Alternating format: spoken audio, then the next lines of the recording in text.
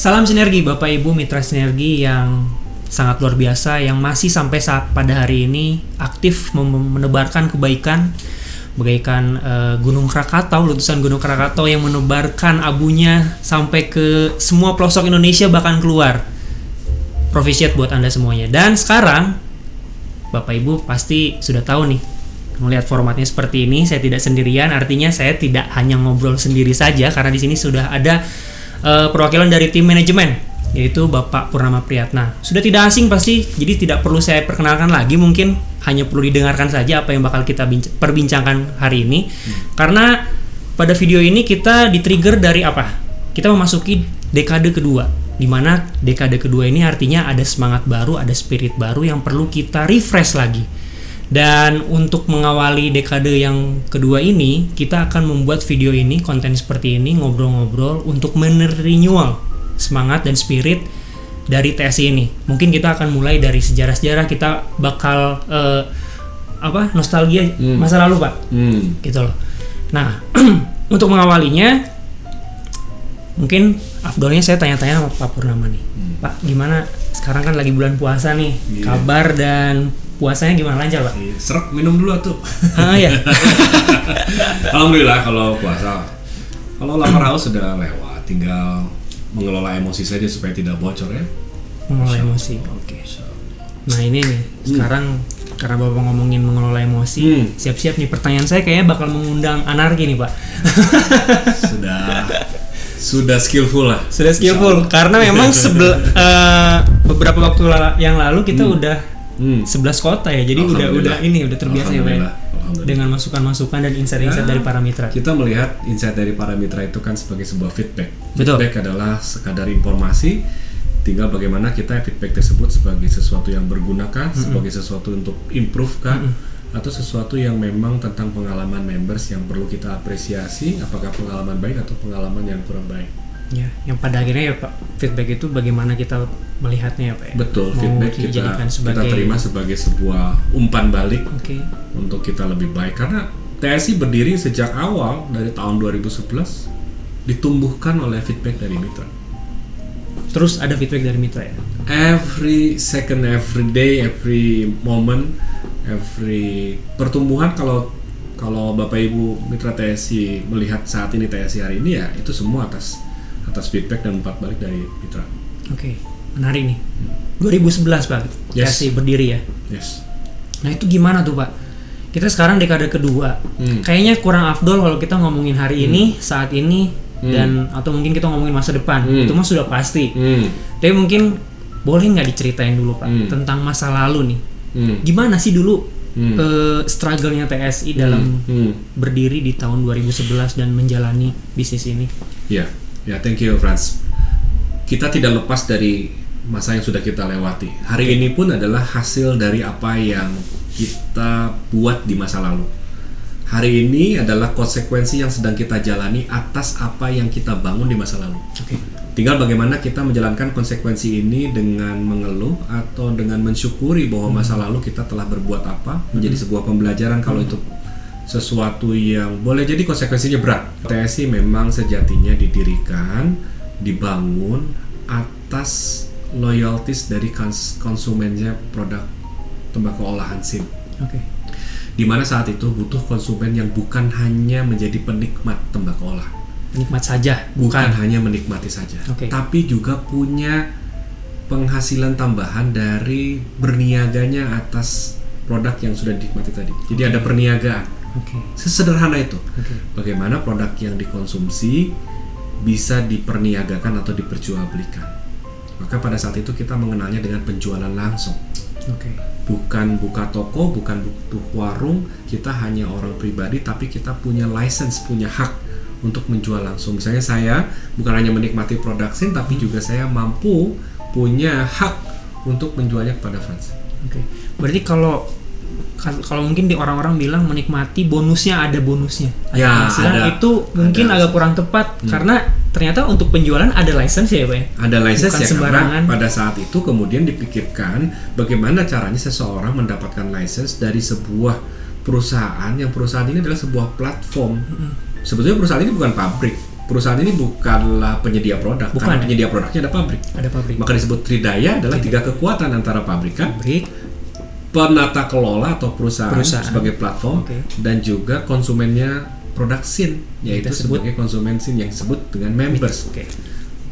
Konsumen SIN yang ingin melakukan perniagaan butuh untuk bergabung dengan platform TSI Oke. supaya tercatat, karena Hadratusnya Bapak Kiai Raden Abdul Malik mengatakan bisnis apapun bisnisnya, basic fundamental konsep yang perlu kita kuasai adalah tentang pencatatan. Right. Dan Dan- satu pelajaran yang penting di awal sejarah TSI adalah justru tentang bagaimana pencatatan konsumennya SIN ini supaya ketika dia melakukan perniagaan tercatat. Oke. Udah melewati fase belajar mencatat itu, Pak. Ya, artinya 10 tahun dan mungkin sampai akan ke depan tuh kita masih belajar terus dalam rangka mencatat apapun. Karena memang kemarin juga ada feedback juga ya, Pak ya. Mungkin akhirnya kita tahu di lapangan ternyata ya para mitra juga ada juga nih beberapa yang dalam hal pencatatan Ya, luput. Yang akhirnya yang jadinya ada efek yang kurang merugikan lah bagi mitra tersebut. Ya, karena mungkin boleh jadi tidak mencatat itu karena masih dalam tangkapan pikiran sehingga masih tercapai lah, ini udah tahu hitung-hitungan paling dengan catatan sederhana. Semakin kompleks, semakin bertumbuh, pencatatan udah perlu makin kompleks. Ya. Balik lagi kepada tadi, bukan hanya konsumen tapi juga ada perniagaan. Setelah saya menjual ke France perlu menjual lagi ke Kang Zena misalnya. Nah, maka France ini telah melakukan perniagaan dengan Kang Zena. Kang Zena kemudian memberikan kontribusi kepada France memberikan kontribusi ke saya. Jadi ada referral, maka disebutnya adalah berjenjang. Saya ke France ke Zena ke Mas Jihad ke Mas Bagus, ke Pak Jaya, ke siapa. Dia akhirnya berjenjang. Maka dibangunlah sebuah sistem yang namanya pertama kali saya sebagai konsumen melakukan penjualan kepada konsumen lain disebutnya penjualan langsung, satu. Yang kedua, ketika saya melakukan penjualan kepada yang non konsumen atau kepada members yang menawarkan, meskipun members pada akhirnya belinya ke stokis, tapi atas aktivitasnya members yang saya perkenalkan itu sudah berjenjang, maka disebut dengan network marketing. Maka perizinan TSI di awal kita membangun adalah nawaitu, niatnya adalah sebagai perusahaan penjualan langsung dan pemasaran berjenjang, atau kita kenal dengan direct selling and network marketing. Itu basic banget. Nah itu ya, jadi mungkin poin pertama yang harus di bold perusahaan TSI itu adalah perusahaan direct selling, network marketing, atau mungkin bahasa kerennya atau bahasa lumrahnya di masyarakat multi level marketing. Yes. Itu bahasa lamanya ya, Pak ya. Jadi seperti itu. Jadi jangan sampai bingung lagi atau ambigu ini perusahaan TSI, karena ada tuh kalau saya lihat di sosmed gitu kan. Ya karena mungkin konten-kontennya juga kita kan memang konten-konten yang tidak hard selling gitu loh, Pak. Kita nggak nunjukin produk kita nggak menjual langsung, tapi memang betul-betul konten-konten yang bermanfaat, memberikan setidaknya ada value lah untuk para ininya. Itu ada yang nanya, Pak, itu sebenarnya TSI itu apa sih? Apa sih? Nah ini nih dijawab nih ya sekarang nih, itu adalah perusahaan TSI itu perusahaan direct selling, network marketing. Sekarang kita udah memasuki dekade kedua, artinya kurang lebih udah ada 10 tahun. Pasti ada perubahan dong, Pak. Setuju ya? Nah, saya pengen tahu nih, atau mungkin juga para mitra yang nonton juga pengen tahu perubahan apa, Pak, yang jadi kita jangan ngomongin yang sekarang dulu, yang dulu. Yang dulu itu apa sih, muka wajah TSI itu yang seperti apa sih? Sederhananya adalah begini. Tadi kita balik lagi, kita runut dari awal. Saya sebagai konsumen produk tembakau olahan SIN, kemudian merekrutnya France untuk join dengan saya sebagai kemembran, sebagai mitra disebutnya. Yuk kita belanja ke TSI. France ternyata mengembangkan juga bisnisnya, dalam artian menjadi seorang direct seller juga, menjadi seorang recruiter juga. Pada saat awal itu, pendirian itu, TSI mengatur, mengelola. Ketika saya mengajak France, maka saya mendapatkan Rp10.000 disebut dengan bonus sponsor. Ketika France kemudian mengajak Kang Zena juga, France juga mendapatkan Rp10.000 dari sponsor. Ada bonus sponsor dulu. Pada zaman dulu. Ya, selain bonus belanja. Juga bonus sponsor. Dan atas aktivitas perekrutan Kang France kepada Mas Zena juga ada yang namanya leveling Rp2.500. Makanya kartunya dulu di awal-awal sekali itu bukan Rp50.000, malah di awal tuh Rp200.000 sekian, karena besar pada saat itu. Justru mahal ya, Pak? Iya, justru mahal. Di feedback jadi Rp50.000 itu termasuk sponsors dan leveling di awal-awal dulu. Nah, yang menarik adalah ketika di awal justru members ini makin banyak. Oke. Members makin banyak belanja ke kantor Bandung dan juga ke kantor Tasik. Ini kantor ini mulai kewalahan. Gimana caranya kalau members ini punya koordinator? Maka si koordinator itu mengkoordinir supaya members ini belanja ke kantornya itu tidak rame-rame. Misalnya Frans, Zena, Mas Jihad, semua udah deh gue wakilin. Saya yang belanja ke kantornya. Nah, dulu pada saat itu ingat sekali bahwa wah, karena saya yang membelanjakan untuk member-member saya di dalam grup saya, yaudah deh, saya ada ongkos buat belanja ke kantornya, ongkos bensinnya. Oke. Nah, Wajar dong ya. Yes. Saat itu disepakatilah untuk mencatut harga. Jadi skill pertama mencatat, skill kedua adalah mencatut. Apa itu mencatat? Mencatut itu lebih kepada positif, artinya memungut dari selisih untuk apa? Untuk distribusi produk. Distribusi produk sejatinya memang tugas perusahaan. Hanya perusahaan membagi kepada members untuk menjalankan juga distribusi. Makanya tugas utama seorang yang berbisnis di TSI ada dua, yaitu melakukan promosi dan juga melakukan distribusi. Promosinya adalah mempromosikan produk dan peluang usaha. Di mana di situ ada ininya ya, ada marginnya, ada bonus yang diberikan. Ada bonusnya, ada bonus belanja, ada bonus sponsor.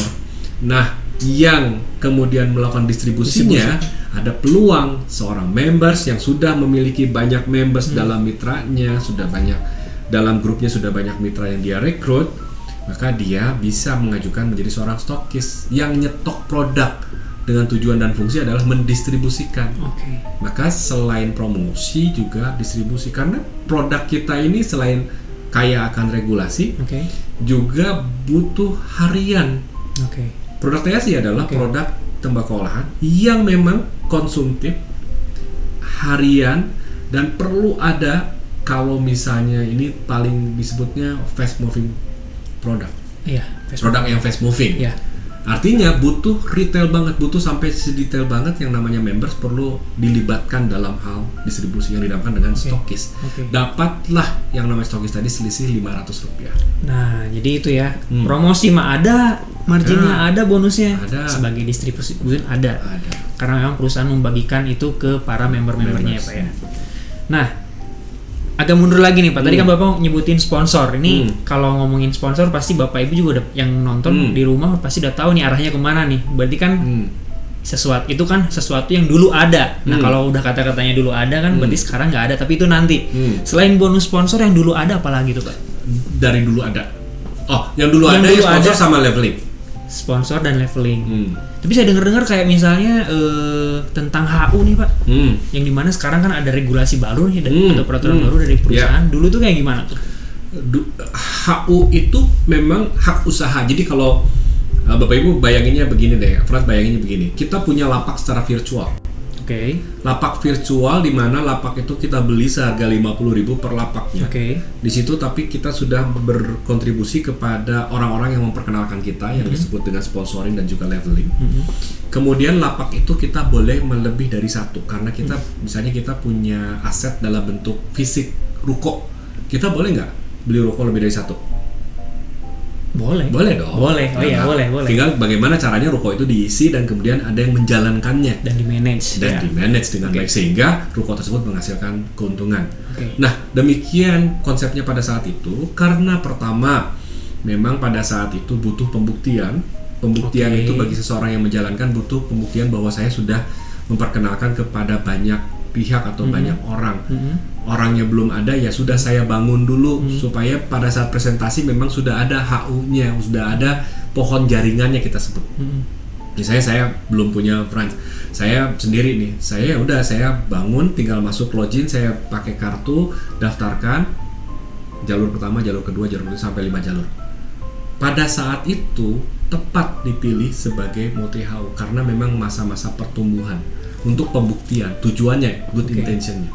Jadi memang di awal-awal itu konteksnya memang perlu memang maksudnya wajar dilakukan seperti itu. Wajar dilakukan karena untuk pertama adalah fase pertumbuhan, kedua fase pembuktian. Membuktikan kepada orang-orang yang direkrutnya bahwa saya sudah punya jaringan. Bahkan itu sudah sistem seperti lot, mungkin Bapak Ibu yang sudah tahu Oke. bahwa kita menyiapkan untuk kakak saya, untuk adik saya, Oke. untuk saudara saya, untuk mertua saya satu jalur. Oke. Nanti setelah itu saya suntik, istilah suntik mungkin pernah dengar ya. Jadi ketika ada saya nih punya satu titik belum diisi sama Franz, kemudian saya merekrut Kang Zena untuk diisi di Franz. Nanti saya tinggal nawarin ke Franznya, Franz ini ada satu titik, di bawahnya udah ada downline-nya, di bawahnya udah ada Oke. mitranya. Itu Oke. kejadian Oke. pada saat itu. Konteksnya tepat. Dan karena itu masa pertumbuhan. dan itu memang benar, dibenarkan atau maksudnya Dan mungkin itu bahasanya- peraturan TSI tidak mengatur, peraturan TSI yang membenarkan karena sistem membolehkan Oke, saat itu. saat itu. Baik. Sponsor, leveling yang dulu ada dan HO. fenomena multi HU ya. Gitu. Itu Multi HU. sebenarnya sih bukan sebuah regulasi, tapi memang ya akhirnya Iya. Balik lagi kepada yang tadi di awal disebutkan bahwa kita hidup hari ini beserta menjalankan konsekuensi atas pilihan masa lalu. oke. Ada Nah, lagi multi HO ini kan konsekuensi masa masa lalu. lalu. Oke, ada lagi nggak Pak selain itu yang dulu Nah, pernah ada? Balik lagi ke zaman terkait dengan bagaimana tadi setelah punya konsumen jadi members jadi stokis ini makin banyak di suatu kota, di suatu wilayah. Oke. Nah, stokis yang makin banyak ini, misalnya saya stokis, Frans sudah jadi stokis, Zena udah jadi stokis, Jihad udah jadi stokis. Kemudian stokis ini masih ada dalam grup saya. Oke. Belanja ke kantor rame-rame lagi nih, jadi sama kayak member lagi. Oke. Ya udah deh, gue pokoknya stokis ini, aku udah bukan mengkoordinir member lagi, tapi mengkoordinir para stokis. Oke. Ya udah, aku koordinir. Pada saat itu di awal-awal perusahaan membutuhkan satu titik di mana yang menghimpun para stokis sehingga pembelanjaannya tidak karena kan it take cost untuk mendeliver kesekian banyak stokis. Oke. Sementara budget perusahaan kan tidak pernah bertambah sejak awal berdiri. Yang bertambah itu member sama pabrikan. Nah, saya berinisiasi untuk bagaimana caranya supaya saya nyetok untuk para stokis. Oke. Kalau stok kan menyetok untuk para member. Ini saya menyetok untuk para stokis. Dan dibuat Akhirnya leaders bertemu dengan perusahaan, ya sudah, perusahaan memfasilitasi para leaders di suatu wilayah untuk stok produk untuk stokis. Disebut dengan point distributor. poin distributor Ya, namanya ya. produknya dititipin perusahaan, Oke. baru setor setelah para stokis belanja atau bayar. Oke, namanya poin distributor. Point distributor Jadi karena members pun bukan members dulu namanya, yaitu oke. distributor. members Itu yang dulu- membedakan tuh. Nah, Dulu berarti tuh zaman dulu jadi tuh- distributor ya. oke. Kartunya bukan sebutnya kartu distributor. Oke, bukan kartu HU kalau Ya kartu HU, Oh, tapi di yang kartunya disebutnya distributor. distributor. Nah, jadi dulu yang udah tidak pernah terdengar lagi sekarang nih ya, dulu tuh ada namanya poin distributor ya Pak ya. Poin distributor. Dan dulu member tuh ya Distributor. distributor. Oke. Hmm. Nah, mungkin sudah ya. Hmm. Kurang lebih seperti itu cerita Ya, zaman dulu yang pernah distributor. ada ya Pak ya. Poin distributor ini kemudian dititipi produk, bayar setelah stokis bayar. Once 1-2, kalau tidak salah cukup 1 tahun atau tahun kedua itu collapse artinya itu juga atas pilihan perusahaan, konsekuensi perusahaan, karena produk dititipi, uang bayar kemudian setelah terjual. Mungkin boleh jadi karena mismanagement, kemudian juga karena ada satu dan lain hal, kita sadar sih bahwa itu memang tidak mudah mengelola aset yang 10 juta, 20 juta mungkin masih kena mentalnya, tapi kalau udah 100-an juta, dipakai dulu 1 juta untuk apa, untuk ini, untuk itu, taunya produk habis, uang habis, sehingga tidak berputar uangnya, poin distributor collapse. Itu lumayan punya kerugian karena perusahaan perlu menanggung itu atas pilihannya. Oke. Nah, akhirnya poin distributor ini dirubah platformnya menjadi poin distributor mandiri. Bedanya adalah si poin distributor ini belanja sendiri ke perusahaan tunai, sehingga ia punya produk itu yang sudah dibeli. Oh, jadi masa lalu tuh ada juga perubahan ya Pak, maksudnya dari poin distributor akhirnya jadi Ke poin distributor mandiri karena memang collapse. Oke. Produk nggak ada yang bisa kita sita, uang juga nggak ada. Oke. Karena memang sudah terserap ke members, ke stokis dan segala macam, dan itu adalah mismanagement, dan itu adalah punya nilai pembelajaran bagi perusahaan. Perusahaan ambil resiko, oke, kita selesaikan dengan cara-cara tertentu, dan kita shifting atau pindah ke sesuatu yang lebih memungkinkan untuk dijalankan, yaitu poin distributor mandiri. Sehingga poin distributor yang awal ini dinominasikan untuk menjadi seorang poin distributor mandiri supaya dia bisa belanja produk kita ambil, dia belanja secara tunai. Oke, berarti itu. Jadi dulu tuh sempat ada produk dulu ada, baru uangnya bisa nanti belakangan. Yes. Bukan cash dan carry. Dan itu high risk. dan itu high risk. Nah ini juga sih sebenarnya mau ngebahas kenapa itu fenomena. ditiadakan ya. Itulah udah tahu lah mungkin ya Bapak Ibu ya. Karena ya di situ ada risiko-risiko yang kontrolnya itu harus terlalu melebar-lebar lah bisa dibilang ya, sulit untuk dikontrol. Oke. Itu zaman dulu tuh Pak. Sekarang kita runut lagi dari bonus sponsor. Dulu ada. Sekarang nggak ada. Kenapa tuh? Ada apa? Apa yang bikin yang men-trigger itu? Baik lagi ke bagaimana kita berdiri itu punya niatnya, intensinya adalah menjadi sebuah perusahaan penjualan langsung dan juga melalui pemasaran berjenjang atau network marketing. Kita menjalankan itu tanpa izin sebagai perusahaan direct selling dan network marketing. Pada saat itu? Ya. Berjalan berapa tahun? Pada saat itu berjalan 7 tahun, 8 tahunan. Tanpa ada apa tadi? Sertifikasi ya? Izin yang spesifik. Kalau izin perusahaan jelas kita punya CEO, punya TDP, punya NPWP, punya rekening bank, state-nya jelas, SK Menhumkam jelas, segala macamnya clear. Hanya untuk menjalankan sebuah perusahaan network marketing memang butuh izin khusus dari Kemendak yang diizinkan untuk beroperasi di Indonesia sebagai perusahaan network marketing. Kenapa? Nah gini Pak, ini pertanyaan ini sebelum lanjut nih Pak. Kan 7 tahun udah berjalan tuh. Kenapa nggak dilanjutin aja gitu Pak? Buktinya bisa. Buktinya bisa gitu loh. Buktinya bisa. Karena kita butuh melebarkan sayap, kita butuh ekspansi secara nasional. Contoh, kita selama ini main localized. Misalnya Bapak Ibu bayangin ya analoginya misalnya main motor di sebuah perkampungan, bukan jalan raya. Tanpa helm, tanpa lampu nyala, tanpa STNK. Aman nggak? Aman dong. Tapi begitu masuk jalan raya, dia ada regulasi perlu pakai helm, perlu pakai nyala lampu. Satu. Kedua, kita ini penumpangnya bukan boncengan 2 orang lagi. Kita banyakkan, jadi kita perlu mobil untuk ke jalan raya, pakai mobil, SIM-nya ganti, bukan hanya SIUP tapi SIUP HL. Kemudian perlu sabuk pengaman, perlu SIM-nya ganti, perlu aturan-aturan yang terkait dengan kendaraan yang lebih besar. Kita pakai lagi bus, SIM-nya juga udah beda lagi karena jamaahnya makin banyak.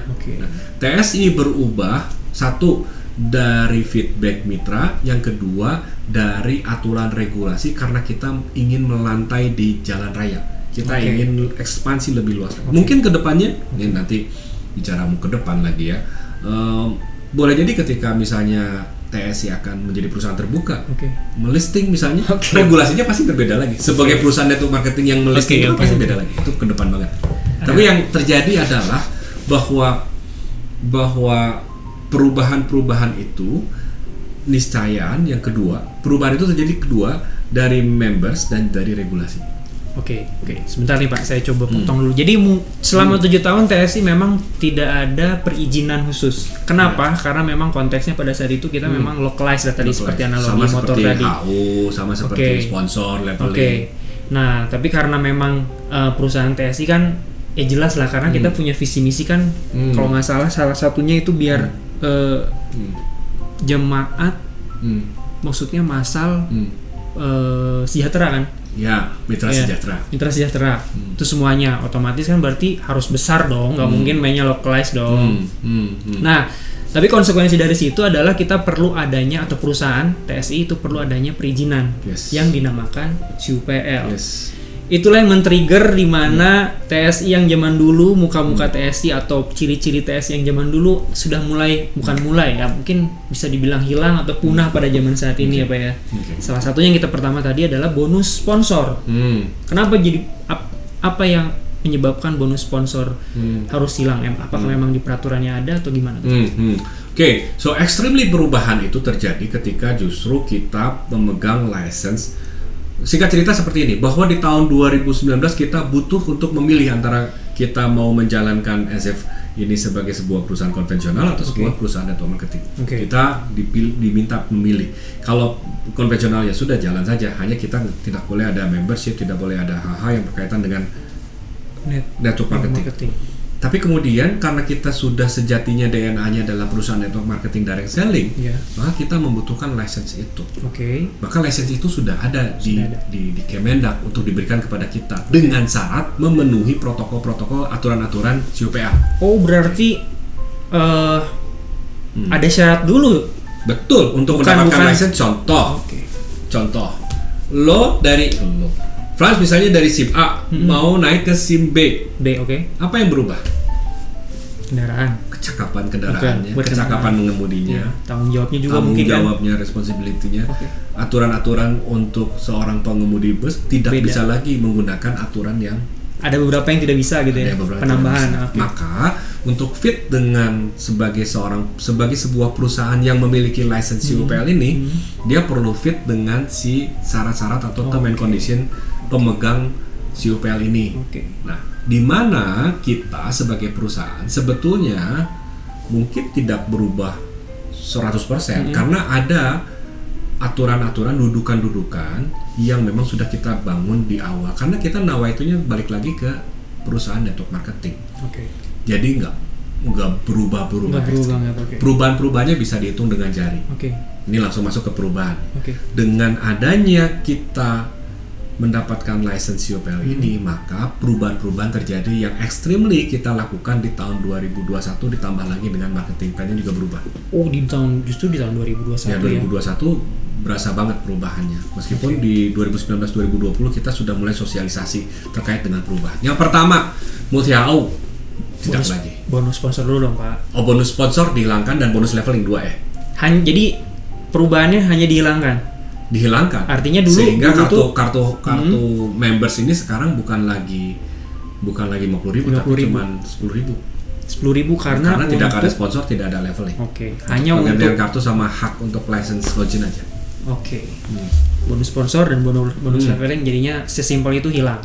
Karena memang aturannya mengharuskan seperti itu. Tidak boleh ada ya, Pak ya. Tidak boleh ada penghasilan di luar pembelanjaan. Artinya ketika saya merekrut Frans, saya tidak boleh punya penghasilan di sana. Tapi ketika Frans belanja, saya mendapatkan penghasilan atas bonus belanjanya, Frans. Oke. Boleh diulik sedikit nggak, Pak? Maksudnya kenapa hal itu jadi nggak boleh? Kalau menurut saya sih kan ya hal-hal seperti itu kan, membership seperti itu ya nggak apa-apa dong. Tidak, karena apakah ada nanti risiko ke depannya atau apa? Atau ada pernah sejarahnya kejadian seperti apa yang menyebabkan aturan itu harus seperti itu? Ya, karena bisnis network marketing ini sangat riskan sekali digunakan sebagai kedok untuk money game, ponzi, dan merekrut berdasarkan orang. Sehingga ini yang menjadi dudukan government boleh jadi adalah melihat daripada ada potensi itu lebih baik kita diminimalisir. Namun ketika diminimalisir dan dikurangin, tetap juga terjadi.